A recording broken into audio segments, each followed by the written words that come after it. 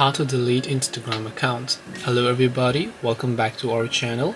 In today's video we are going to learn how we can delete Instagram accounts, so make sure to watch the video till the end.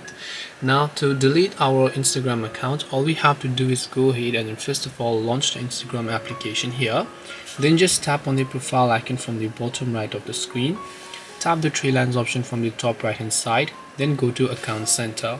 From here, simply go to this option here known as personal details, then go to account ownership and control, select deactivation or deletion, select your Instagram account here, then just select the option called delete account because this time we are trying to delete it, then tap on continue, then select your reason as to why you would like to delete it, then tap on continue. Tap on continue option. Final step, it will ask you to enter your password. Once you do that, your Instagram account will get successfully deleted. That's all it takes to delete your Instagram account.